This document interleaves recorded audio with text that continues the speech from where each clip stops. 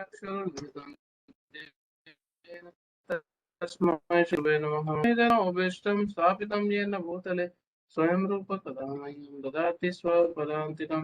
हे कृष्ण करुणा सिन्धु दीनबन्धु जगत्पते गोपेश गोपिका नमस्तुते गौरांगी राधे वृंदावनेश्वरी वृषभानुसुते देवी प्रणमामि हरिप्रिये। वंशकल्पतरुभ्यश्च कृपा सिन्धुभ्येव च पतितनां पावनेभ्यो वैष्णवेभ्यो नमो नमः। श्रीकृष्ण चैतन्य प्रभु नित्यानंद श्री अद्वैत गदाधर श्रीवासादि गौर भक्त वृंद। हरे कृष्ण कृष्ण कृष्ण हरे हरे, हरे राम राम राम हरे हरे। ओम विष्णुपदाय कृष्ण पृष्ठाय भूतले श्रीमते भक्ति वेदांत स्वामिनिति नामिने नमस्ते सरस्वती देवे गौरवाणी प्रचारिणे निर्विशेष शून्यवादी पाश्चात्य देशतारिणे।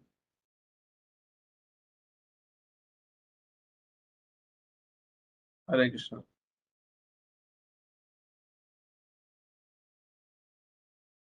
तो हम फोर्थ चैप्टर पे लास्ट टाइम हमने किया था जहाँ पे भगवान अपनी एक्टिविटीज और अपने जन्म के बारे में बता रहे हैं।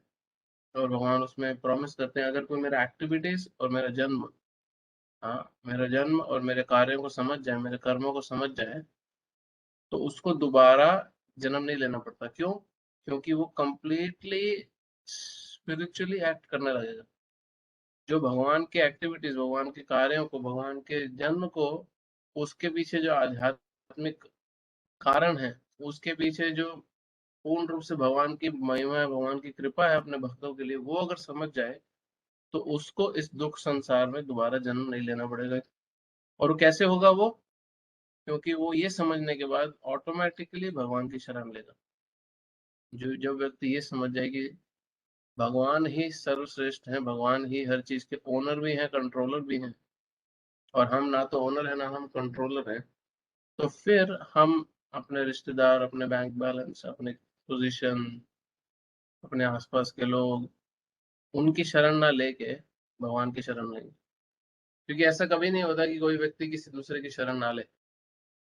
शरण तो उसको लेनी ही पड़ती है किसी ना किसी की। एक व्यक्ति बोले कि मैं तो किसी की शरण नहीं लेता, नहीं, वो लेता है। हाँ, बिल्कुल लेता है। अपने बॉस की लेता है, अपने दोस्तों की लेता है, शराब की शरण लेता है, किसी और प्रकार के नशे की शरण लेता है। शरण तो सबको लेनी ही पड़ेगी। बट जब ये व्यक्ति समझ जाता है कि भगवान कितने बड़े हैं, कितने बड़े हैं, फिर भी उनको एक्सेस किया जा सकता है, तो ऑटोमेटिकली भगवान की शरण लेने के इच्छुक होता है व्यक्ति। और जैसे ही ये स्टेज आएगी, ऑटोमेटिकली वो मुक्ति के रास्ते पे चलना शुरू कर देगा। हाँ, तो ये पिछला सेक्शन था। अब जो आज का हमारा सेक्शन है, श्लोक नंबर 11 से 15, ये है जो पीछे भगवान ने ट्रांसेंडेंटल नॉलेज दी, अपने बारे में ज्ञान बताया, अपने जन्म और कर्म के बारे में, अब उसको अप्लाई कैसे करना है। हाँ, ये ये अभी का सेक्शन है। इसमें 5-6 जो श्लोक हम पढ़ेंगे, उसमें काफी सारे श्लोक बहुत ही ज्यादा इंपॉर्टेंट है। अगर किसी ने भगवद गीता सुनी हो, पढ़ी हो रेगुलर, तो उसको समझेगा कि अरे ये फोर्थ चैप्टर में कितने सारे इंपॉर्टेंट श्लोक हैं जो प्रभुपाद अपने बहुत सारे लेक्चर्स में कोट करते हैं, बहुत लोग अपने लेक्चर्स में कोट करते हैं।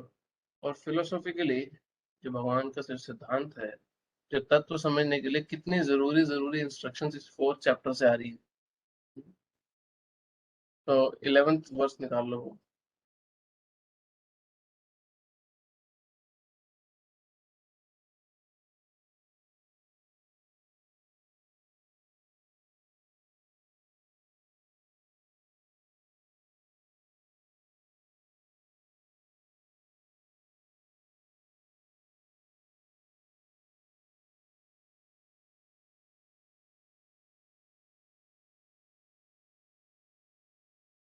ये यथा मां प्रपद्यन्ते तां तथैव भजामि हम, मम वर्तमान वर्तन्ते मनुष्य पार्थ सर्वश।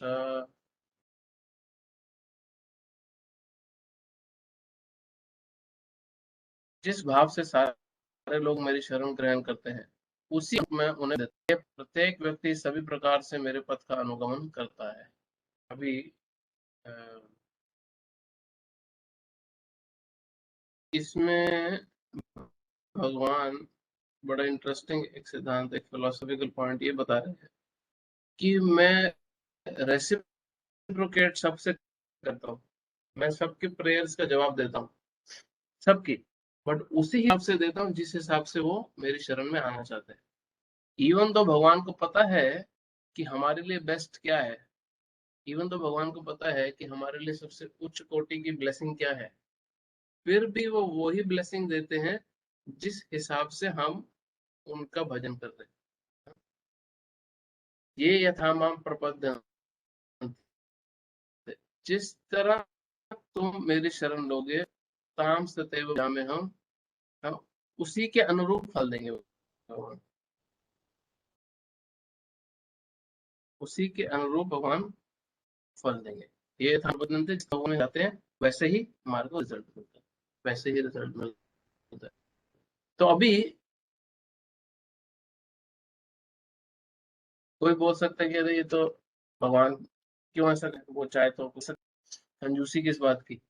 हमने भगवान से प्रे किया था कि हे प्रभु हमारे को बड़ा घर दे दो, भगवान को तो पता है कि इसको शुद्ध भक्ति दे दूंगा तो सबसे बड़ा बेनिफिट है, तो मैं इसकी सिर्फ पैसे की इच्छा पूरी क्यों करूं? तो भगवान नहीं करते ऐसा। हाँ, अपने भक्तों के लिए करते हैं। अगर वो भक्ति कर रहा है और फिर वो कभी कुछ गलत मांगने लग जाए तो भगवान करते हैं, बट आम पब्लिक के लिए भगवान नहीं करते ऐसा। जैसे जैसे कोई भगवान से प्रे करता है, उनकी शरण में जितना जाता है उसी ही के हिसाब से भगवान रेसिप्रोकेट करते हैं। तो इसके तात्पर्य में प्रभुपाद काफी सारी इंफॉर्मेशन दे रहे हैं, क्योंकि ये भी हमने पीछे श्लोकों में कृष्ण के बारे में पढ़ा कि किस तरह बहुत सारे लोग पास्ट में प्यूरिफाई हुए तो भगवान का प्रेम मिला, भक्ति की परफेक्शन मिली, और उनकी जो भी जो इच्छाएं उन्होंने स्पिरिचुअल प्योर इच्छाएं रखी थी वो पूरी हो गई, भक्ति वाली। बट ये श्लोक किस क्वेश्चन का आंसर दे रहा है कि अगर कोई भगवान की शेल्टर लेता है भक्ति की इच्छा करे बिना, तो भगवान उसको पूरा करेंगे कि नहीं करेंगे? तो भगवान ये श्लोक में इसका आंसर दे रहे हैं कि हाँ करूंगा, बट जिस तरह तुम मेरे को अप्रोच करोगे उसी तरह पूरा करूंगा। हाँ, उसी एग्जैक्टली उसी तरह ही पूरा करूंगा। प्रभुपाद का तात्पर्य बहुत इंपॉर्टेंट है, हम तात्पर्य पूरा नहीं पढ़ेंगे, मैं सिर्फ मेन पॉइंट उसमें से बता देता हूँ कि हर कोई जिस भी रूप में खोज रहा है वो एक्चुअली में कृष्ण को ही खोज रहा है। कोई बोलता है मेरे को ब्रह्म ज्योति को प्राप्त करना है, कोई बोलता है मुझे परमात्मा को रियलाइज करना है, एक्चुअली वो भगवान को ही खोज रहा है, सिर्फ उसको पता नहीं है। भगवान के दूसरे एस्पेक्ट्स को खोज रहा है, बट है वो स्वयं कृष्ण ही है। सिर्फ भगवान के जो शुद्ध भक्त हैं उनको ये रियलाइज होता है कि मुझे भगवान से संबंध स्थापित करना है। बाकी सब पब्लिक अपनी अपनी इच्छाओं के हिसाब से खोज रही है। जो स्पिरिचुअल है वो ब्रह्म ज्योति के पीछे अट्रैक्टेड हो सकता है, कोई योगी है जिसको योग सिद्धि चाहिए तो वो परमात्मा की तरफ अट्रैक्टेड हो सकता है। कोई सिर्फ प्रोटिव वर्कर है, उसको सिर्फ मेटीरियल बेनिफिट चाहिए धार्मिक कार्य करने से, अरे नवरात्रि चल रहे हैं चलो व्रत रख ले शायद घर में कुछ अच्छा हो जाए, अरे जन्माष्टमी आई है व्रत रख ले चलो घर में कुछ अच्छा हो जाए। तो भगवान उसी ही हिसाब से रेसिप्रोकेट करते हैं। जो क्योंकि जो भक्त है वो भगवान से 5 अलग रिश्तों में रेसिप्रोकेट कर सकता है, 5 अलग रिश्तों में भगवान को कांटेक्ट कर सकता है। शांत रस, हास्य रस, साख्य रस, वात्सल्य रस, माधुर्य रस। शांत रस मीन्स भगवान तुम बहुत बड़े हो, मैं तुम्हारा सेवक, मैं तुम्हारे से तुम प्रभु हो और मैं तुम्हारे सामने तुच्छ व्यक्ति, मुझे आपके शांत रूप में भक्ति में लगा। फिर आया दास। दास मीन्स भगवान तुम प्रभु हो, मैं तुम्हारा दास हूँ, मुझे अपने सेवक की तरह इस्तेमाल करें। फिर साखे रस, भगवान तुम जो मर्जी हो, तुमको मैं अपने दोस्त की तरह देखता हूँ। हाँ, तो मुझे अपने दोस्त के रूप में अपनी सेवा करने दो। वात्सल्य रस, वो भगवान को भगवान बिल्कुल नहीं देखता, ना दोस्त देखता है भगवान को भगवान, ना वात्सल्य रूप में भगवान देखा जाता है। वो बोलते हैं मुझे तुम अपने पुत्र के रूप में अपनी सेवा करने दो। फिर माधुर्य रस, तुम मुझे अपने लवर के रूप में अपनी सेवा करने दो। तो ये तो डिवोटीज का, भक्तों का है। हाँ?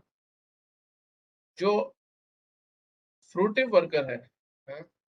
जो फल की इच्छा से भगवान के पास जाता है, वो भगवान को यज्ञेश्वर देखता है, यज्ञेश्वर के रूप में, यज्ञ ईश्वर। वो यज्ञ करता है, आहुति देता है, कुछ मिल जाए। जिसको ब्रह्म ज्योति चाहिए, इम्पर्सनलिस्ट है, वो ब्रह्म ज्योति के रूप में भगवान को जाता है। जिसको योगिक पावर्स चाहिए, वो परमात्मा की खोज में जाता है। और जो भक्त है, वो इन 5 रसों में भगवान से कॉन्टेक्ट करता है बेसिकली। तो अगला जो श्लोक है वो निकाल लो, 12वां नंबर श्लोक।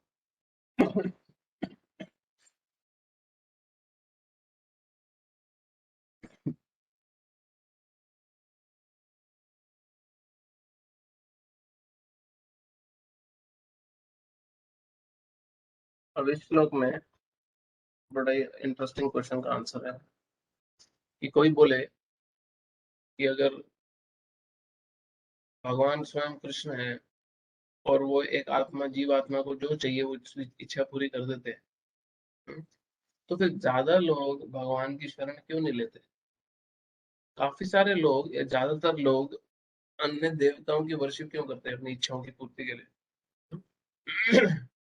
तो इस श्लोक में भगवान उसका भी आंसर दे रहे हैं। कांक्षन्त कर्मणां सिद्धिं यजन्त हि देवता क्षिप्रं हि मानुषे लोके सिद्धिर्भवति कर्मज।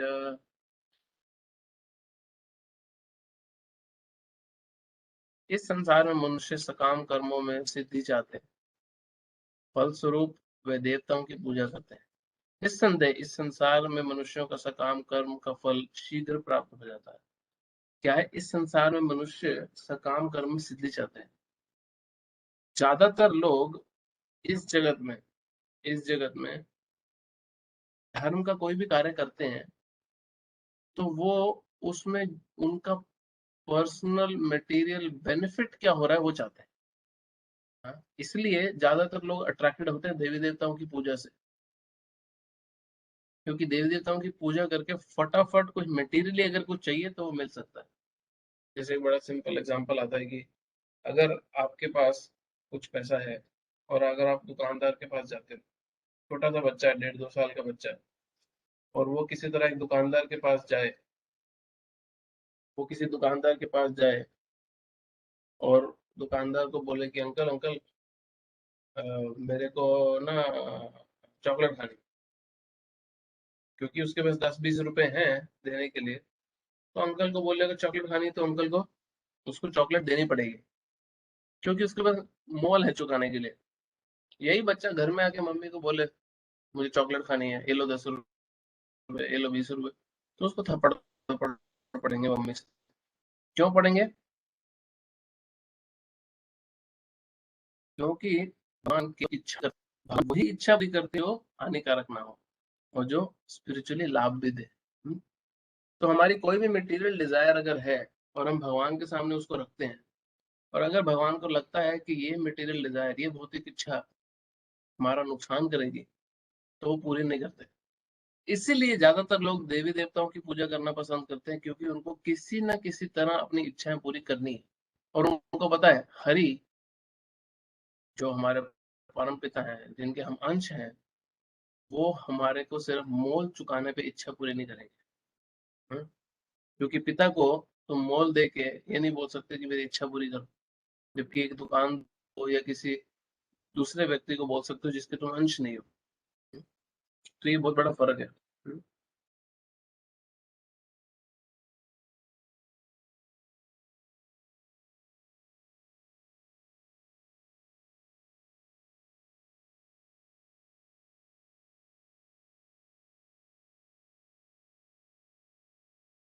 प्रभुपाद इस तात्पर्य में कुछ बड़ी सारी चीजें बता रहे हैं, जैसे सिर्फ देवी देवताओं को नहीं, कई बार लोग बड़े बड़े पावरफुल आदमियों की भी चापलूसी करते हैं अपने काम निकालने के लिए। कोई नेता की करता है, कोई किसी पुलिस वाले की करता है अपनी इच्छाएं पूरी करने के लिए।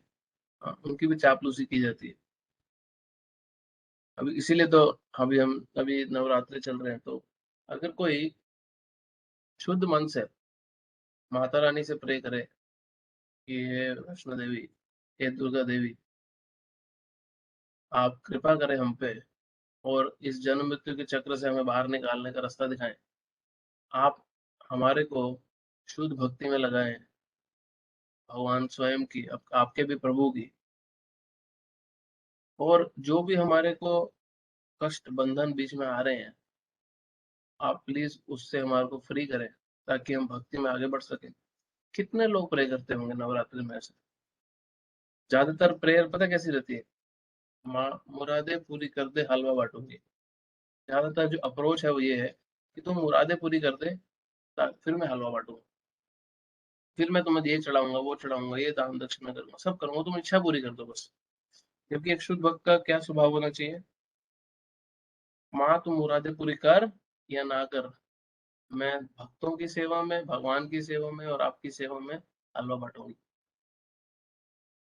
थोड़ा मुश्किल है समझना आम जनता के लिए, बट भक्ति इसको बहुत क्लियरली समझाती है, और ये बहुत इंपॉर्टेंट भी है। तो अभी भगवान से अगर कोई इच्छा की मांग करता है, मटेरियल डिजायर्स के लिए भी, तो सबसे बड़ा बेनिफिट क्या है भगवान की पूजा करने का भौतिक इच्छाओं के लिए भी? कि भगवान भौतिक इच्छा पूरी करने से पहले उसके पीछे की जो इंटेंशन है, जो गलत भावना है, पहले उसको साफ करते हैं। अब उसमें समय लग सकता है, बट उसको पहले ठीक करते हैं, और फिर हमारी भौतिक इच्छाएं, मटेरियल डिजायर को पूरा भी करते हैं। ये बहुत स्पेशलिटी है भगवान की। तो प्रभुपाद तात्पर्य में एक्सप्लेन कर रहे हैं कि ये जो देवी देवता हैं, ये भगवान के इक्वल है क्या? नहीं। पद्म पुराण में शिव जी बोलते हैं, अगर देवी देवताओं को, इवन ब्रह्मा और शिव आदि को भी अगर कोई विष्णु, नारायण या कृष्ण के बराबर माने, तो वो पाषंडी है, वो एथीस्ट मेंटालिटी का है। क्योंकि देवी देवता जो है भगवान के अंश हैं, वो लिविंग एंटिटीज हैं, जीवात्मा जैसे हम हैं, बट ज्यादा शक्तियों के साथ। हम्म, बहुत इंपॉर्टेंट पॉइंट है। ये प्रभुपाद कोट कर रहे हैं शंकराचार्य जी को भी, जो कहते हैं कि नारायण या विष्णु इस जगत से बिलोंग नहीं करते, क्योंकि सारे देवी देवता इस जगत के। हम्म, तो इसलिए जो लोग बहुत ज्यादा इंटरेस्टेड है मटेरियल डिजायर में, वो ऑटोमेटिकली अट्रैक्ट होते हैं देवी देवताओं को। और बहुत कम लोग इंटरेस्टेड हैं भक्ति में, कृष्ण कॉन्शियसनेस में। और आप लोग उस कम लोगों की कैटेगरी में हो, तो वो स्पेशल कैटेगरी है। कृष्ण,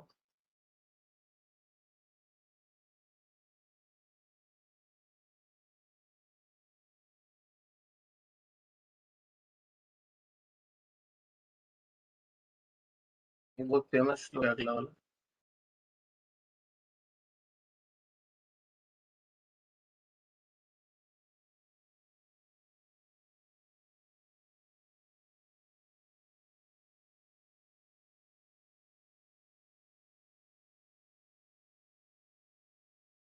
चातुर्वर्ण्यं मया सृष्टं गुणकर्म विभागशः, तस्य कर्तारमपि मां विद्धि अकर्तारमव्ययम्।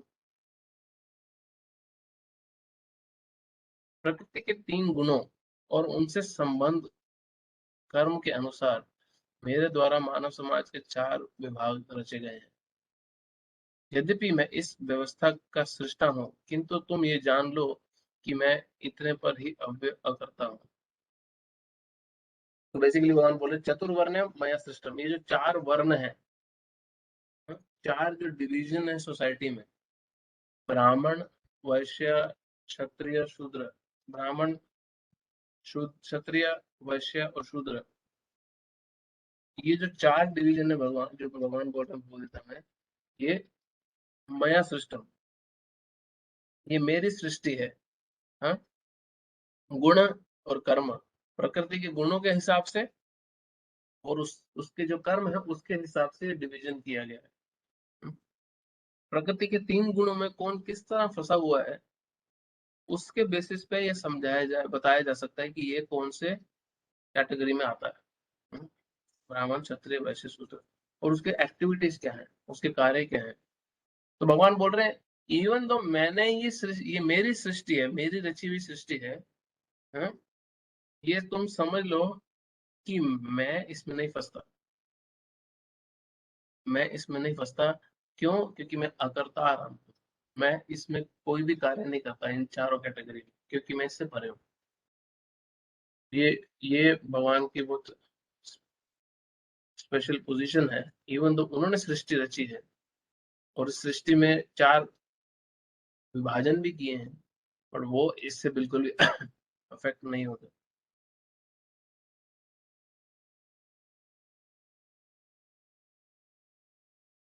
कभी कोई व्यक्ति प्रश्न पूछ सकता है कि भगवान पिछले श्लोक में बोल रहे हैं कि पिछले से पिछले श्लोक में कि कोई जो मुझसे जिस तरह मेरी वर्शिप करता है मैं रेसिप्रोकेट करता हूँ। फिर उसके अगले श्लोक में बोले कि जिसको अपनी इच्छाएं पूरी करनी होती हैं वो देवी देवताओं की पूजा कर लेता है। फिर तो ब्रह्म ज्योति चाहिए तो ब्रह्म उनके प्रति आकर्षित है, किसी को मैं चाहिए तो मेरे प्रति आकर्षित रहता है। और जब ये सारे के सारे मेरे ही अंश हैं या मेरे स्वरूप हैं, तो लोगों के जो सुख और दुख हैं, लोगों की ध्यान से सुनना, लोगों के जो सुख और दुख हैं, क्या उसके पीछे भगवान रिस्पॉन्सिबल है? क्योंकि वही सबकी इच्छा पूरी कर रहे हैं एक सेंस में। अगर भगवान रिस्पॉन्सिबल हैं और ये सारे लोग इससे बाहर कैसे निकल सकते हैं? तो भगवान इस श्लोक में बता रहे कि मैं रिस्पॉन्सिबल नहीं हूँ। हर व्यक्ति अपने खुद के कर्म और गुणों के अधीन रह के कार्य करता है। अभी इसमें बहुत सारी बहुत अमेजिंग पॉइंट्स भगवान एक्सप्लेन कर रहे हैं, किस तरह एक ब्राह्मण जो है वो सत्व गुण में आता है, एक क्षत्रिय जो है वो रजोगुण में, मोड ऑफ पैशन में आता है, एक वैश्य वो मिक्स मोड है, पैशन में भी है और तमोगुण भी उसमें होता है, और एक शूद्र तमोगुण में होता है। तो भगवान किस कैटेगरी में आते हैं? भगवान किसी भी कैटेगरी में नहीं आते, क्योंकि 2 कारण से। एक तो वो इसके रचयिता है, तो वो इससे ऊपर है। दूसरा, वो इस सृष्टि के किसी व्यक्ति की कैटेगरी में नहीं आते, इस सृष्टि के किसी व्यक्ति के बराबर नहीं है। हाँ, तो ये जो नियम लागू होते हैं 4 वर्णों के, ये व्यक्तियों पे, इस जगत के मनुष्य पे लागू होते हैं।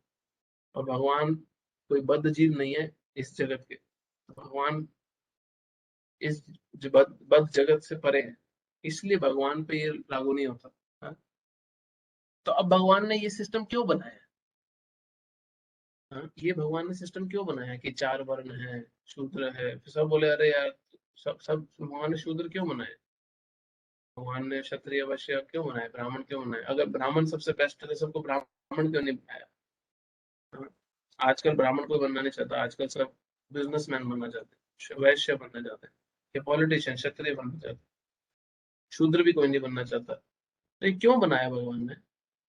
ये इसलिए सिस्टम क्रिएट किया है कि जो व्यक्ति जिस स्तर पे है, अपने अपने पूर्व जन्मों के कर्मों के और चेतना के कारण, वो व्यक्ति वहां से प्रगति कर सकते हैं। अगर कोई जानवर के स्तर पे भी चेतना वाला है, तो वो भी मनुष्य के स्तर तक आ जाए धीरे धीरे, इन इन वर्णों के जो नियम है उसको फॉलो करके। और अल्टीमेटली क्या प्राप्त करेगा वो? धीरे धीरे ग्रेजुअली कृष्ण भक्ति, कृष्ण कॉन्शियसनेस में परफेक्शन प्राप्त करेगा। तो ये सिस्टम, ये भगवान का पर्पस है, क्योंकि हर भक्ति एक्सेप्ट नहीं करता, आसान नहीं है।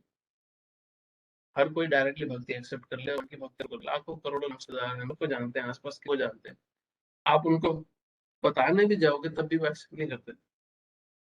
उनको कन्विंस भी हो जाएगा तब भी एक्सेप्ट नहीं करेंगे। क्यों? क्योंकि इतना भी डेवलपमेंट हुआ ही नहीं है कि वो भगवान की भक्ति को डायरेक्टली एक्सेप्ट कर सके। थोड़े दिन पहले मैं अपने कजन से बात कर रहा था, तो मैंने उससे पूछा तेरे हिसाब से स्पिरिचुअलिटी क्या है?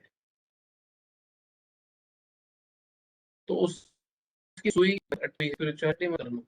मैंने उसको बोला अच्छे काम करना तो पुण्य हुआ। हाँ, उसमें अध्यात्म कहाँ है, उसमें स्पिरिचुअल कहाँ है? कोई किसी गरीब को खाना खिला देता है तो वो आध्यात्मिक कार्य नहीं है, वो अच्छा कार्य है, पुण्य का कार्य है। तो लोगों का अंडरस्टैंडिंग ही बहुत अंडर डेवलप्ड है। हाँ, मैं बहुत स्पिरिचुअल हूँ। क्यों बहुत स्पिरिचुअल हूँ? क्योंकि मैं हर संडे को जाके मंदिर में जाके बाहर जो भिखारी बैठे हैं उनको ब्रेड खिलाता हूँ, बिस्कुट खिलाता हूँ। वेरी बहुत स्पिरिचुअल आदमी हूँ मैं। हर हफ्ते मंदिर जाता हूँ। स्पिरिचुअल एक्टिविटी, आध्यात्मिक कार्य का मतलब ही है कि भगवान को सेंटर में रख के किया हुआ कार्य, भगवान की प्रसन्नता, भगवान की सेवा के लिए किया हुआ कार्य, वो स्पिरिचुअल हुआ, जिसमें स्पिरिट इन्वॉल्व है, भगवान स्वयं इन्वॉल्व है। तो बहुत सारे मिसकंसेप्शन हैं जो नहीं लोग को समझते हैं। हाँ, तो इसलिए ये ग्रेजुअल एलिवेशन के लिए भगवान ने वर्णाश्रम सिस्टम बनाया। हाँ, अब एक वैष्णव ब्राह्मण से ऊपर कैसे है फिर? इस चार वर्णों में सबसे टॉप में ब्राह्मण है। जो भगवान का भक्त है वो इस ब्राह्मण से ऊपर भी कैसे है? प्रभुपाद एक्सप्लेन करते हैं कि जो ब्राह्मण है उसको ब्रह्म ब्रह्म के बारे में जानना चाहिए, पता होना चाहिए। हाँ, उसको ब्रह्म के बारे में पूर्ण ज्ञान होना चाहिए। बट जो वैष्णव है वो ब्रह्म के बारे में नहीं, वो ब्रह्म के बारे में तो जानता है बट परम ब्रह्म के बारे में भी जानता है, भगवान स्वयं के बारे में भी जानता है। इसलिए वो एक नॉर्मल ऑर्डिनरी ब्राह्मण से ऊपर है, एक भगवान का भक्त। क्यों? क्योंकि वो जो इस सृष्टि के रचयिता स्वयं भगवान है उनके बारे में भी जानता है। और उनकी तो सिर्फ एक शक्ति है ब्रह्म ज्योति, जिसके पीछे ब्राह्मण, जिसको कोई ब्राह्मण, ऑर्डिनरी ब्राह्मण जान सकता है। तो इसलिए भगवान का जो भक्त है, शुद्ध भक्त, और भगवान स्वयं इस चार वर्णों के ऊपर है। उस पे ये चार वर्णों के नियम लागू नहीं होते। किस पे? ना भगवान पे, ना भगवान के शुद्ध भक्त पे, क्योंकि वो इससे परे है।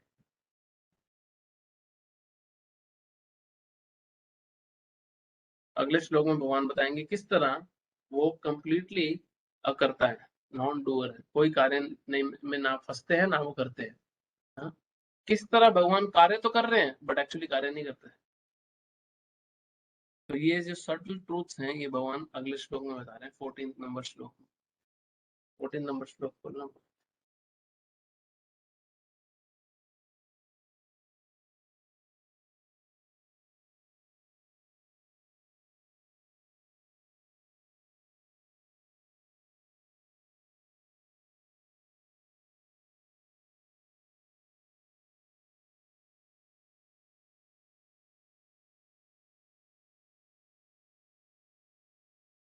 नामां कर्माणि लिम्पन्ति नामे कर्म फले स्पृह इति माम यो विजानन्ति कर्मभिर्न सबध्यते।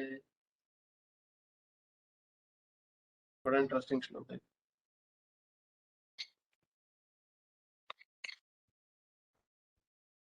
भगवान बोल रहे हैं मुझ पर किसी कर्म का प्रभाव नहीं पड़ता, ना ही मैं कर्म फल की कामना करता हूँ। जो मेरे संबंध में इस सत्य को जानता है वह कभी भी कर्म के पाश में नहीं बनता। इंस्ट्रक्शन, मेरे पे किसी भी कर्म का प्रभाव नहीं पड़ता। वर्क, कार्य मुझे अफेक्ट नहीं करता, भगवान बोल रहे हैं। और ना ही उससे जो रिजल्ट मिलना है उसकी मेरे को इच्छा है। जो ये ट्रूथ जान ले, हाँ, भगवान के बारे में, भगवान बोल रहे हैं वो इस कर्म फल के बंधन में फंसता ही नहीं है। इंटरेस्टिंग। हाँ, भगवान की इंस्ट्रक्शन। क्यों नहीं फंसेगा वो? क्योंकि वो भगवान के दिव्य गुण, उनकी दिव्य स्थिति को समझ जाएगा कि भगवान हमारे तुम्हारे तरह इन कर्म के चक्कर में फंसे हुए व्यक्ति नहीं है, भगवान इससे परे है। और डायरेक्टली कृष्ण स्वयं बोल रहे हैं, क्योंकि 4th चैप्टर में ही भगवान अपने बारे में थोड़ा बताना शुरू करे। उससे पहले तो बहुत ज्यादा इन्फॉर्मेशन उन्होंने अपने बारे में नहीं दी।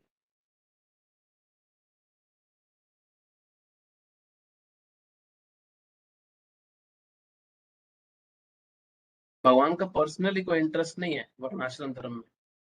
भगवान ने वर्णाश्रम धर्म की रचना करी है हमारे भले के लिए, ताकि हम अपनी इच्छाओं को पूरा कर सकें इस तरह कि हम प्यूरिफाई भी हो सके। हाँ, इंटरेस्टिंग। भगवान ने हमारे को हमारी इच्छाएं पूरी करने के लिए फैसिलिटी दी है इस तरह कि हम अपनी इच्छा पूरी तो करें, बट भगवान की ओर बढ़ते भी जाएं, और उसके लिए वर्णाश्रम सिस्टम बहुत इंपॉर्टेंट है। जैसे प्रभुपाद एक उदाहरण देते हैं इस तात्पर्य में, कि जो एक राजा होता है, राजा पे आम प्रजा वाले नियम लागू नहीं होते, क्योंकि राजा ने नियम बनाए होते हैं। हाँ? उसी तरह भगवान जिसने ये नियम बनाए हैं, उन पे अपने ही बनाए हुए नियम लागू नहीं होते, क्योंकि वो इससे परे है। जो एक फैक्ट्री का मालिक है, वो ना तो अपनी लेबर जैसा कार्य करता है, और ना ही लेबर के ऊपर जो नियम फैक्ट्री में लागू होते हैं वो मालिक पे लागू होते हैं। क्यों? क्योंकि मालिक ही नियम बनाने वाला व्यक्ति है, और वो मालिक है, और ये स्टाफ के ऊपर नियम बने हुए हैं। तो और वो क्यों? क्योंकि भगवान पूरी तरह से जितने भी कार्य हैं और उसके जो रिएक्शन है, उससे अलूफ है, उससे परे है। भगवान को उससे बिल्कुल भी फर्क नहीं पड़ता।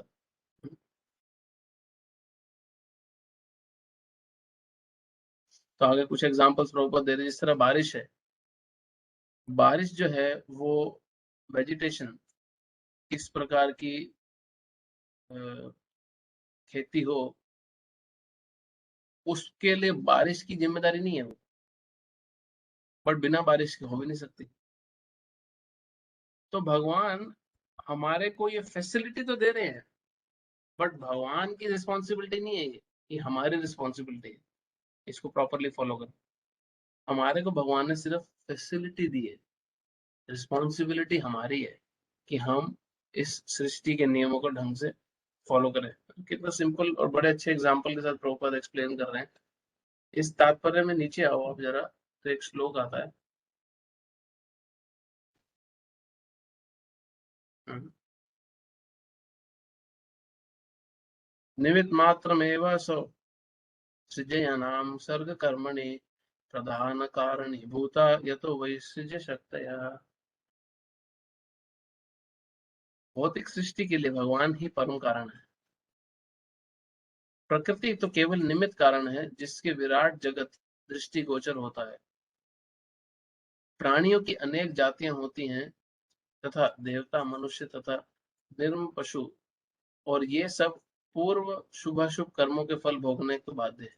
जितने भी भगवान से नीचे जितने भी है, भले देवी देवता क्यों ना हो, भले जानवर वगैरह क्यों ना हो, ये सब अपने कर्मों को भोगने के लिए बाध्य है। ऑप्शन ही नहीं है बच के जाने के लिए। हाँ? भगवान उन्हें ऐसे कर्म करने के लिए समुचित सुविधाएं तथा प्रकृति के गुणों के नियम सुलभ कराते हैं, किंतु वह उनकी किसी भूत तथा वर्तमान कर्मों के लिए उत्तरदायित्व नहीं होते। हमारे सुख और दुख के लिए भगवान रिस्पॉन्सिबल नहीं है। बहुत सारे लोग कंप्लेन करते हैं भगवान को ना। कई बार हमने भी एक क्वेश्चन पूछा है कि अगर उनको पता ही है कि ये गलत है, तो ये भौतिक सृष्टि बनाई क्यों? इस भौतिक सृष्टि में हमारे को डाला क्यों? बहुत से बहुत बड़ी ऐसे क्वेश्चन आते हैं कि उन्होंने हमारे को इस भौतिक प्रकृति में फंस डाला ही क्यों है, अगर ये दुखों का संसार है। एक जगह बोल रहे हैं दुखालय शाश्वत है, या दुखों का घर है, तो फिर हमारे को डाला ही क्यों है? तो भगवान है, वो तो निकाल सकते हैं ना। भगवान हमारे को सिर्फ फैसिलिटी दे रहे हैं, हमारे रिस्पॉन्सिबिलिटी यहाँ से बाहर निकल। वेदांत सूत्र में भी आता है, वैषम्य नैर्ग्रहण्य न सापेक्ष सत्वात्। भगवान किसी भी जीव के प्रति पक्षपात नहीं करते। जीवात्मा अपने कर्मों के लिए स्वयं उत्तरदायी है। भगवान उसे प्रकृति अर्थात बहिरंग शक्ति के माध्यम से केवल सुविधा प्रदान करते हैं। जो व्यक्ति इस कर्म नियम की सारी बारीकियों से भली भांति अवगत होता है, वह अपने कर्मों के फल से प्रभावित नहीं होता। दूसरे शब्दों में, जो व्यक्ति भगवान के इस दिव्य स्वभाव से परिचित होता है, वह कृष्ण भावनामृत में अनुभवी होता है। अतः उस पर कर्म के नियम लागू नहीं होते। ये शुद्ध भक्त की पोजीशन है। जो व्यक्ति भगवान के दिव्य स्वभाव को नहीं जानता और सोचता है कि भगवान के कार्यकलाप समान व्यक्तियों की तरह कर्म फल के लिए होते हैं, वह निश्चित रूप में कर्म फल में बंध जाता है। किंतु जो परम सत्य वो जानता है, वह कृष्ण भावना में में स्थिर मुक्त जीव है, वो लिबरेटेड सोल है। हाँ, जो इस रियलिटी को जानता है कि भगवान किस तरह इससे परे हैं। इस सेक्शन का आखिरी श्लोक 15वां।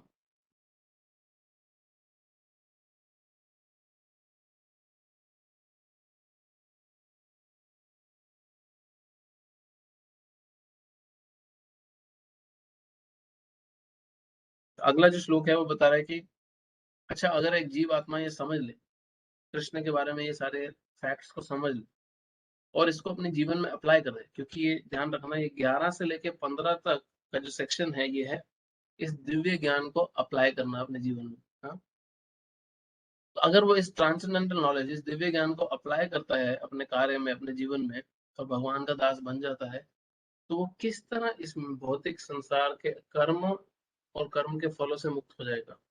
हाँ, ये अगला श्लोक है बेसिकली। सो क्योंकि भगवान को तो कोई अटैचमेंट है नहीं। अभी ध्यान रखो, यहाँ पे भले ही फिलोसफी चल रही है, बट यहाँ पे कृष्ण अर्जुन को युद्ध करने के लिए भी बोल रहे हैं।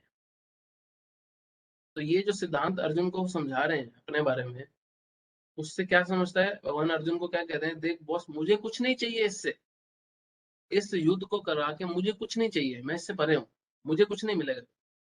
हाँ, तू अपनी ड्यूटी कर श्रद्धा के साथ मेरे प्लेजर के लिए, और मुक्त हो जा। भगवान अर्जुन को चाहते हैं कि वो युद्ध करे भगवान की पोजीशन को समझते हुए, और एक ऑफरिंग की तरह भगवान को अपनी सेवा दे। इस तरह अर्जुन को प्रीवियस जो आचार्य हैं, साधु वो लोग हैं, सिद्ध पुरुष हैं, उनका एग्जाम्पल फॉलो करना है। कृष्ण बोल रहे हैं मुझे कुछ नहीं चाहिए इससे। अगर अर्जुन को कहीं लग रहा हो कि पता नहीं कृष्ण का क्या बेनिफिट है जो मुझे युद्ध के लिए पीछे पड़े, तो भगवान बता रहे हैं कि मुझे कुछ चाहिए ही नहीं, क्योंकि मैं इससे परे हूँ। हम्म?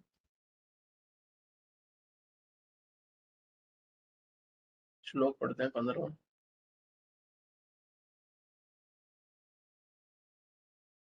एवं ज्ञात्वा कृतं कर्म पूर्वैरपि मुमुक्षुभिः कुरु कर्म एव तस्मात् त्वं पूर्वै पूर्वोत्तरं कृतम्।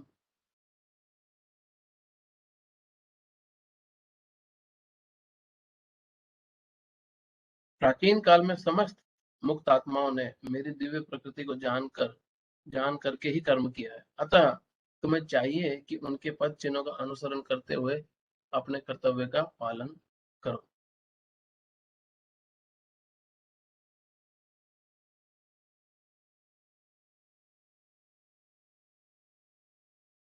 तो तात्पर्य पढ़ेंगे। मनुष्य की दो श्रेणियां हैं, कुछ के मन में दूषित विचार भरे रहते हैं और कुछ भौतिक दृष्टि से स्वतंत्र होते हैं। कृष्णा भावनामृत इन दोनों श्रेणियों के व्यक्तियों के लिए समान रूप से लाभप्रद है। जिनके मनों को में दूषित विचार भरे हैं, उन्हें चाहिए कि भक्ति के अनुष्ठानों का पालन करते हुए क्रमिक शुद्धिकरण के लिए कृष्ण भावनामृत को ग्रहण करें। ग्रेजुअल प्यूरिफिकेशन के लिए डिवोशनल एक्टिविटीज को अप्लाई करें। और जिनके मन पहले से ही ऐसे अशुद्धियों से स्वच्छ हो चुके हैं, जो ऑलरेडी प्योर है एट हार्ट, वह उसी कृष्ण भावनामृत में अग्रसर होते रहे और आगे बढ़ते रहे, इससे अन्य लोग उनके आदर्श कार्यों का अनुसरण करें। Basically common man will follow them. मूर्ख व्यक्ति या कृष्ण भावनामृत में नव दीक्षित प्राय कृष्ण भावनामृत का पूर्ण ज्ञान प्राप्त किए बिना कार्य से विरक्त होना चाहते हैं, किंतु भगवान ने युद्ध क्षेत्र के कार्य से विमुख होने की अर्जुन की इच्छा का समर्थन नहीं किया। अब प्रभुपाद क्या बोल रहे हैं, बहुत सारे लोग भक्ति के नाम पे अपनी जिम्मेदारियों से भागना चाहते हैं, पर भगवान ने अर्जुन के एग्जाम्पल से दिखाया कि ये भगवान नहीं चाहते। आवश्यकता इस बात की है कि इस यह जान जाए कि किस तरह कर्म करना चाहिए।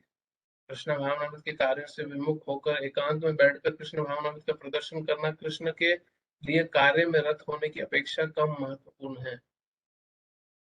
जंगल में जाके माला लेके सारा दिन बैठे रहना वो इतना इम्पोर्टेंट नहीं है जितना भगवान के लिए कार्य करना इम्पोर्टेंट है। यहाँ पर अर्जुन को सलाह दी जा रही है कि वे भगवान के अन्य पूर्व शिष्यों तथा सूर्यदेव विवस्वान के पद चिन्हों का अनुसरण करते हुए कृष्ण भावनामृत में कार्य करें। अतः वे उसे सूर्यदेव के कार्य को संपन्न करने के लिए आदेश देते हैं जैसे सूर्यदेव ने उनके लाखों वर्ष पूर्व सीखा था। यहाँ पर भगवान कृष्ण के ऐसे सारे शिष्यों का उल्लेख पूर्ववर्ती मुक्त पुरुषों के रूप में हुआ है जो कृष्ण द्वारा नियत कर्मों को संपन्न करने में लगे हुए हैं। जितने भी भगवान के जो भक्त हैं, जो आचार्यगण हैं, वो सारे के सारे उनकी जो डेली रूटीन है, उनका जीवन का लक्ष्य ही क्या है? भगवान की इच्छा पूरी करते जाए, पूरी करते जाए, पूरी करते जाए। क्यों? क्योंकि वो ऑलरेडी हृदय में स्वच्छ है। अब हम स्वच्छ नहीं है तो हमारा फोकस किस पे होना चाहिए?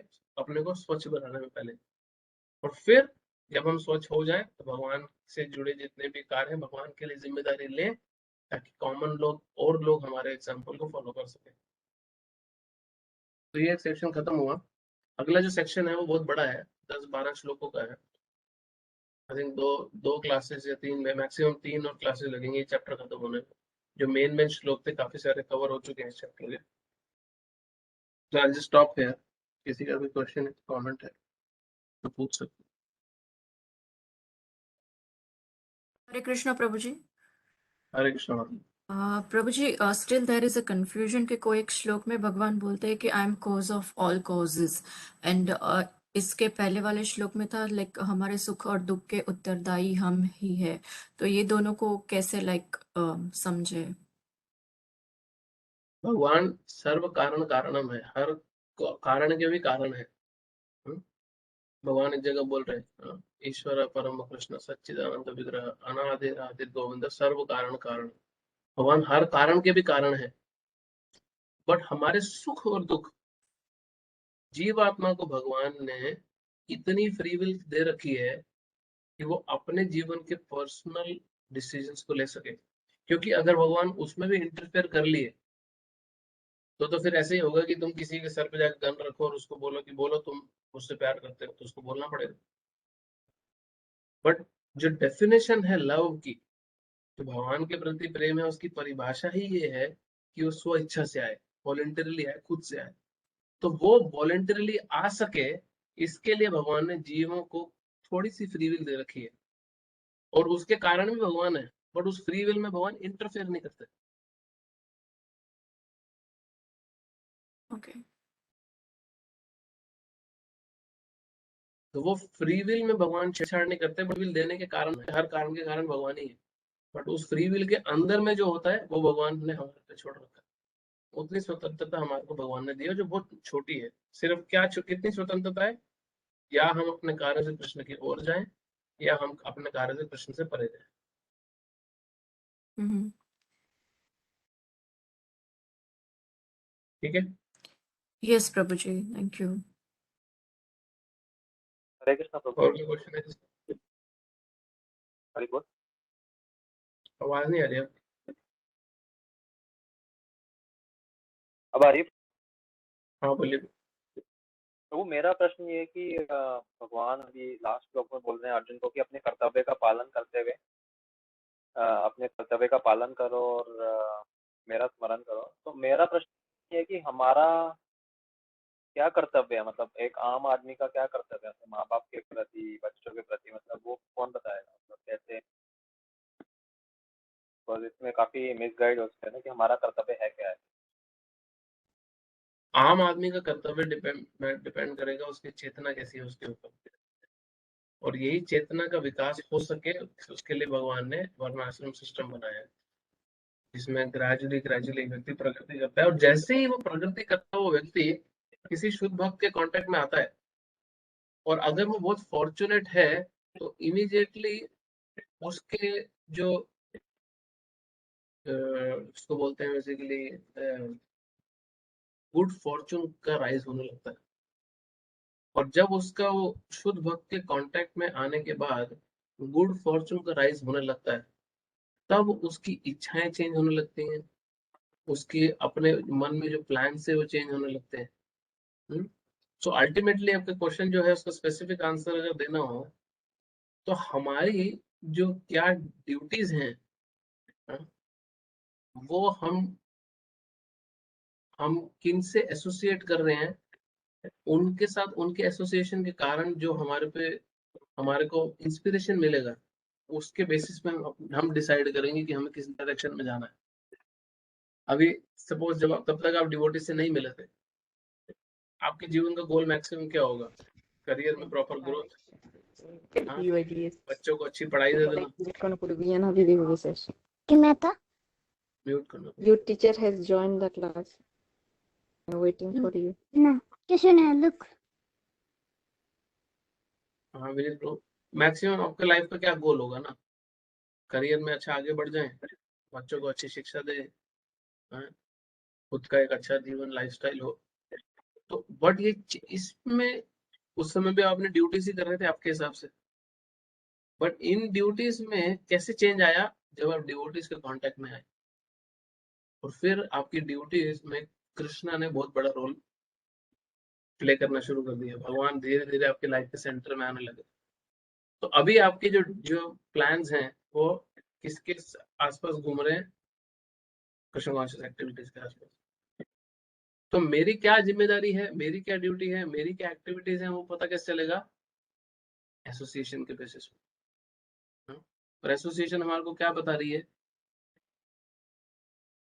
तुम इस शरीर और मन से भरे एक आध्यात्मिक व्यक्ति भी हो, आत्मा हो, और वो जो भगवान का अंश है। तो इस शरीर और मन के लिए तो बहुत से प्रपंच रचे जा रहे हैं, बहुत से प्लानिंग हो रही है, बट सुख नहीं मिल रहा। अब ये आत्मा के लिए भी कुछ कार्य करके देख लो। और आत्मा के कार्य क्या है? भगवान के बारे में सुनना, भगवान का गुणगान करना, भगवान का कीर्तन गान करना, भगवान के बारे में पढ़ना, जानना, दूसरों को बताना, भगवान के भक्तों की सेवा करना। तो ये सारी एक्टिविटीज ऑटोमेटिकली डायरेक्टली आत्मा से रिलेटेड आ जाती है, जो पहले नहीं पता थी, ये एसोसिएशन से पता चली है। ठीक है,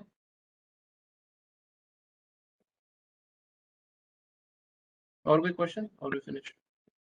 हरे कृष्णा प्रभु।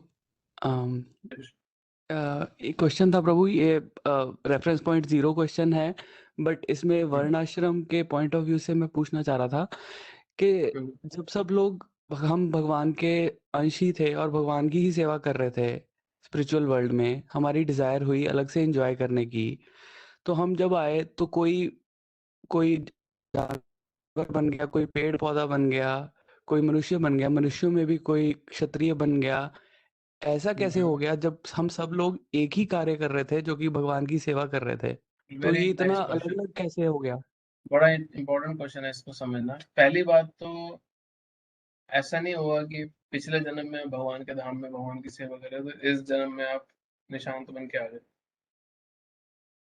तो बारिश का जब पानी आसमान से गिरता है तो वो बिल्कुल प्योर होता है, और वही बारिश का पानी, वही बादल से पानी जब गिरता है तो वो जो प्योर बादल का पानी होता है वो अलग अलग जगह पे गिरता है, क्योंकि बादल बहुत बड़ा होता है।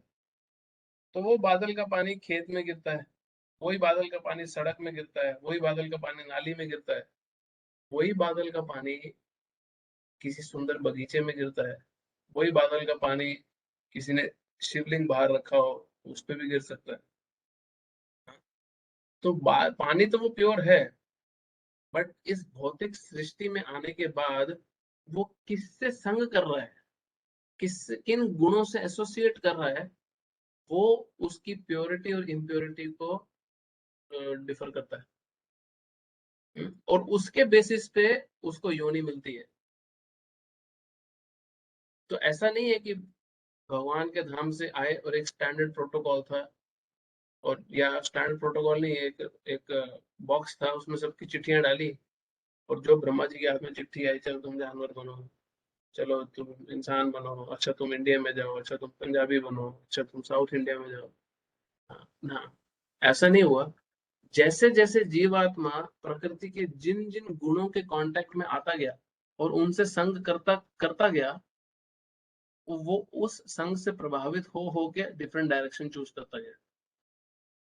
इसको सिंपल और सिंपलिस्टिक तरीके से समझना तो एक ही माँ के 4 बच्चे, चारों बच्चों की अलग अलग दोस्ती, एक क्रिमिनल बनता है, एक पुलिस वाला बनता है, एक लॉयर बनता है, एक संत बनता है। क्यों? क्योंकि चारों ने अलग अलग संग चूज किए।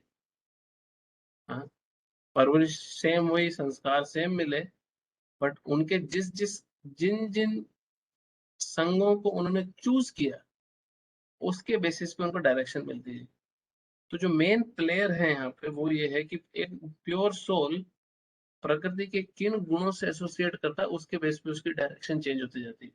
इसीलिए बहुत ज्यादा फोकस दिया जाता है स्क्रिप्चर्स में कि तुम ऊंचे गुणों से संग करो, ऊंचे गुणों के लोगों से संग करो, ऊंचे गुणों के खाने खाओ, जो जो मोड ऑफ गुडनेस का खाना खाओ, मोड ऑफ गुडनेस की चीजें देखो, मोड ऑफ गुडनेस के दोस्त रखो। अगर किसी का दोस्त शराबी है और हर प्रकार का नशा करता है, तो आपको नहीं लगता कि वो उस पे एक नॉर्मल दोस्त पे भी प्रभाव डालेगा किसी हद तक? भले ही वो बहुत स्ट्रिक्ट हो कि मैं किसी प्रकार का नशा नहीं करूंगा, बट वो हर समय एक नशा करने वाले दोस्त के साथ तो घूम ही रहा है, जो हर समय नशा करने का गुणगान कर रहा है। जैसे मेरे स्कूल फ्रेंड थे, उसमें हमारे ग्रुप में एक लड़का था, वो 11th 12th में ही बहुत ज्यादा सिगरेट पीने की आदत डल गई थी उसकी, और हम दोस्त थे साथ में। तो वो जो दोस्त था वो हम हम जैसे दोस्त, नए नए जवान लड़के होते हैं, हमने उसको एक बोला कि मुझे भी देख, मुझे भी ट्राई करनी है, मुझे भी दे सिगरेट। उसने मुझे डांट के मना कर दिया, हाँ, कि तुझे पीने की जरूरत नहीं है, तो बड़ी अच्छी चीज नहीं है ये, मैं फंस गया हूँ, तुझे फंसने की जरूरत नहीं है। बट अगर वो मेरे सामने सिगरेट का गुणगान करता और मुझे भी पुश करता, पी ले पी ले पी ले, कुछ नहीं होता, मर्द बन, बच्चा क्या है तू, हाँ, पी ले पी ले, तो मैं भी शायद ट्राई करता, मैं भी शायद इसमें फंस जाता। तो ये बहुत मैटर करता है कि आप किन से संग कर रहे हो और किस प्रोपागेंडा को सुन रहे हो, वो भी संगी है। हाँ? तो आत्मा जो प्योर है, वो किन गुणों के से जुड़े हुए व्यक्ति, जानवर, सिचुएशन, खाना, किससे संग कर रही है, उसके बेसिस पे उसको नेक्स्ट नेक्स्ट लाइफ मिलती जाती है।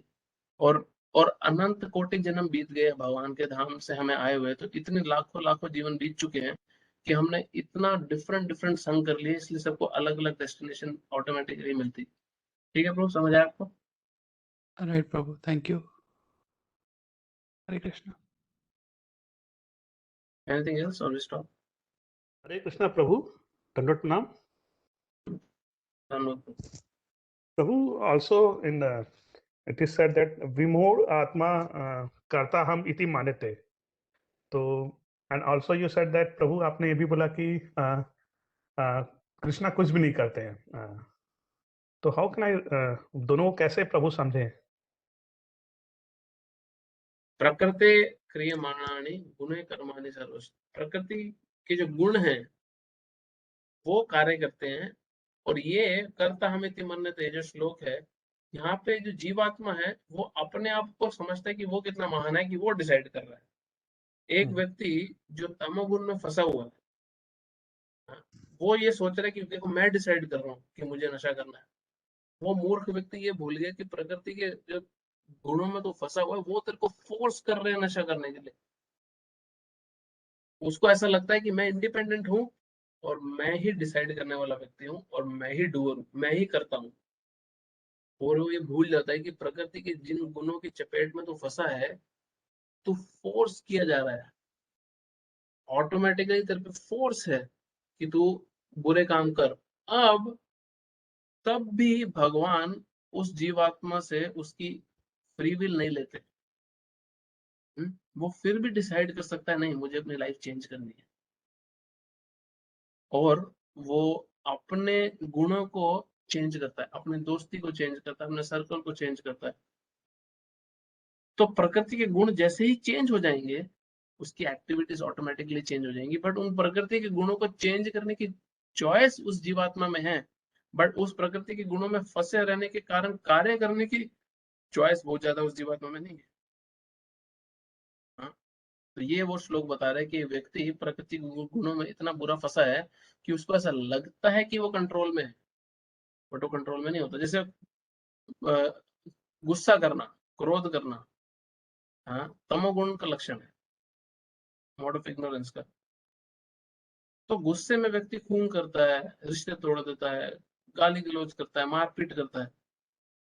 उसको ये लग रहा है कि वो मारपीट कर रहा है, वो गाली वाली दे रहा है, बट वो तो अधीन है तमोगुण के, उसका तो कंट्रोल ही नहीं है अपने ऊपर, इसलिए वो आपा खो देता है। समझे इस एग्जांपल से आप? वह लेकिन वो तो प्रभु सामने वाला व्यक्ति जब प्रवोक कर रहा है तब आपको क्रोध आ गया। ऐसे कैसे क्रोध आ गया? वही सेम प्रोवोकेशन 3 लोगों को दो, तीनों अलग अलग रिएक्ट करेंगे, वही सेम गाली पड़ रही है, तो तीनों अपने अपने गुणों के अधीन जैसे जैसे होंगे वो रिएक्ट करेंगे, वही गाली पड़ रही है तीनों को सेम। अच्छा।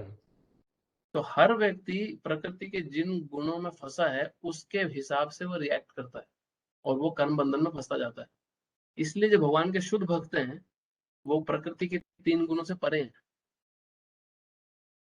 वो क्रोध को या और किसी चीज को इस्तेमाल कर सकते हैं भगवान की सेवा में, बट वो उसके अधीन नहीं होते। जैसे प्रभुपाद जी के शिष्य कई बार बोले, जो रूम में प्रभुपाद के साथ बैठे थे, और एक बार प्रभुपाद के एक डिसाइपल ने बहुत बड़ी गलती कर दी और वो रूम में आया, प्रभुपाद ने उसको इतना डांटा, मतलब उसने अपने लाइफ में अपने माता पिता से, अपने टीचर से भी इतनी डांट कभी नहीं खाई होगी। वो अमेरिकन लड़के ने, उसको प्रभुपाद ने इतना डांटा, वो कांप रहा था और वो रोने लगा। जवान लड़का अमेरिकन डांट खा गया अपने गुरु से, और वो कमरे से बाहर गया और 5 सेकंड भी ज्यादा बोल रहा हूँ, वो डिवोटी बोलता है 5 सेकंड भी नहीं बीते, प्रभुपाद तो नॉर्मल थे, वो तो जोक मार रहे थे, कोई और बात कर रहे थे। अब कोई व्यक्ति अगर एक्चुअली में बहुत क्रोधित हो रहा हो तो उसकी बॉडी लैंग्वेज चेंज होती है, उसको खुद को नॉर्मल करने में टाइम लगता है, वो खुद इतना ज्यादा भाव में आ जाता है क्रोध के। हम सब गुस्सा में हैं, हम सबको पता है कि खुद को नॉर्मल करने में बहुत मुश्किल रहता है, समय लगता है। बट क्योंकि प्रभुपाद क्रोध को सिर्फ इस्तेमाल कर रहे थे अपने शिष्य को सिखाने के लिए, उसके अधीन नहीं थे, उसमें फंसे नहीं थे तमोगुण में, इसलिए जैसे ही शिष्य कमरे से बाहर गया उन्होंने बटन ऑफ कर दिया क्रोध का और दूसरा कार्य करने लगे।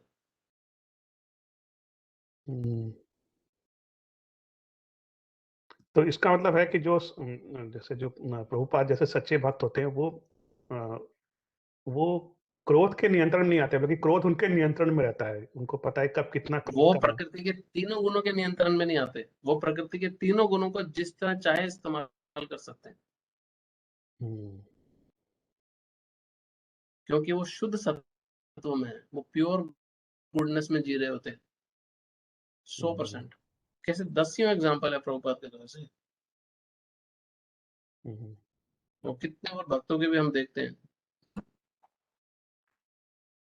इसीलिए एक जगह पे आता है, जो महान आचार्य को, महान गुरु को, महान संत को अपने लेवल पे कोई व्यक्ति समझता है, उसको ऑर्डिनरी मनुष्य के लेवल पे, स्तर पे समझता है, वो व्यक्ति आध्यात्मिक रूप से प्रगति किया ही नहीं है अभी तक, क्योंकि उसको ये नहीं समझता कि वो तीनों गुणों के परे कार्य कर रहा है, और हम तीनों गुणों में इतनी बुरी तरह फंसे हैं कि कितने जीवन बीत जाएंगे, हिल भी नहीं पाएंगे इससे बाहर।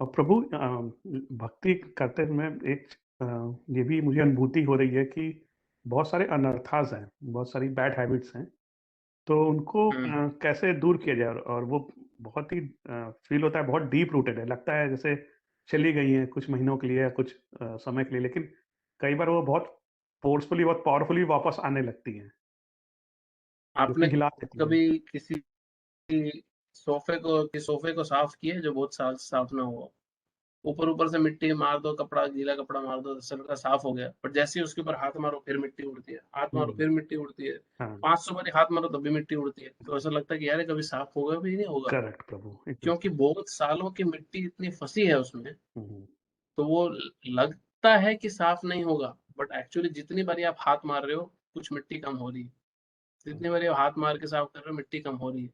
हम्म, तो हमारा बोझा, हमारा जो बैगेज है, वो इतना, इतने सारे जन्मों का कचरा है कि कई बार उसको जब हम साफ करने निकलते हैं तो हम डिस्करेज हो जाते हैं ये देख के कि यार अभी तो बहुत कचरा पड़ा है, साफ ही नहीं हो रहा है, तो कचरे पे कचरा निकलता जा रहा है। करेक्ट। तो उसमें ऐसा लगता है कि सफाई हो भी रही है कि नहीं हो रही। हम्म, हाँ, करेक्ट। या अभी मैं 200 बारी सोफे पे हाथ मार चुका हूँ फिर भी मिट्टी निकल रही है, लगता है मिट्टी जा ही नहीं रही, ऐसा लग सकता है। बट दैट्स व्हाई भगवान बोलते हैं बी अश्योर्ड, सबसे पहली बात कि तुम ये सफाई अकेले नहीं कर रहे, मैं साथ में तुम्हारे सफाई कर रहा हूँ, तो तुम्हारी अपनी अकेली ताकत पे सफाइयाँ नहीं हो रही, अपने हृदय का परिवर्तन नहीं हो रहा। पहला सबसे इंपॉर्टेंट पॉइंट।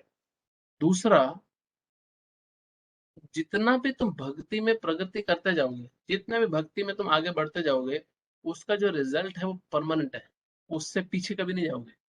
आपका सोफा अगर आपने 40% साफ कर लिया है, भले ही उसमें मिट्टी जितनी भी निकल रही हो, वो 40% साफ हो चुका है, सिर्फ 60 ही और बचा है। हाँ, जी तो भक्ति का जो इफेक्ट है, जो रिजल्ट है, परमानेंट है, और भगवान स्वयं उसमें एक भक्त की, सिंसियर डिवोटी की मदद करते हैं आगे बढ़ने के लिए। इसलिए भगवान, हमने पीछे श्लोक पढ़ा ना, ये यथा माम प्रपद्यन्ते ताम तथैव भजाम्यहम्। जो जिस तरह प्रगति करना चाहता है, मैं उसको वैसे ही रेसिप्रोकेट करता हूँ। अब इमेजिन करो, कोई भगवान से रियली भगवान की शरण लेना चाहता हो और भगवान की भक्ति आगे करना चाहता हो, तो भगवान के इंटरफेयर नहीं करेंगे, मदद नहीं करेंगे। खुद ही बोल रहे हैं, जिस तरह तुम मेरे पास आओगे और मेरी शरण लोगे, वैसे ही मैं रेसिप्रोकेट करूंगा। अगर तुम मेरे पास शुद्ध हृदय से मेरे को अपना समर्पण करने आ रहे हो, तो मैं वैसे ही रेसिप्रोकेट करूंगा। ये तो स्वभाव है भगवान का, उसमें तो हमारे को डाउट होना ही नहीं चाहिए बिल्कुल। ठीक है। ये प्रभु, लेकिन मटेरियल डिजायर इतनी तेज वापस आ जाती है, थिंक कि वही हमें we have to keep trying. आप प्लीज ध्यान रखें, बहुत बारी, मैं पहले भी बता रहा था, बहुत बारी हम जब देखते हैं कि बहुत दूर जाना है, टनल का तो एंड दिख ही नहीं रहा, उसको लेके डिस्करेज हो जाते हैं। बट हम ये भूल जाते हैं कि कितनी मटेरियल डिजायर छोड़ के भी तो आ गया हूँ पहले मेरे में, और फिर ये मटेरियल डिजायर वापस आ रही हैं। इसका मतलब ये है कि मैं बहुत अच्छे से इस प्रिंसिपल को अप्लाई नहीं कर रहा, तो कमी मेरी तरफ है। भगवान की भक्ति, ये भगवान के दिए हुए प्रोसेस में कमी नहीं है, तो मुझे मेरी कमी दूर करनी है, और डिटर्मिनेशन के साथ, एंथुजियाज्म के साथ और पेशेंस के साथ चलते जाना है। यस श्योर प्रभु, थैंक यू सो मच प्रभु। आप वृंदावन में है प्रभु, पहुंच गए वहां पे?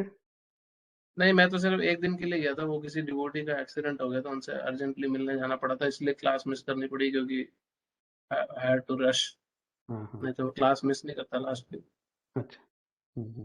मैं प्लान ही ऐसे करता कि वृंदावन में, नहीं तो यहाँ पे क्लास लेता, बट वो बहुत जल्दी जल्दी में जाना पड़ा उनसे मिलने। मेलबर्न की एक डिवोटी थे, उनका छोटा सा एक्सीडेंट हो गया था कार में, अभी तो वो ठीक है। अच्छा। हरे कृष्णा प्रभु। थैंक यू प्रभु। हरे कृष्ण। हरे कृष्णा प्रभु। ठीक है, नेक्स्ट वीक मिलते हैं। ग्रंथराज श्रीमद् भगवद गीता की जय। श्रील प्रभु। हरे कृष्ण। हरे कृष्ण।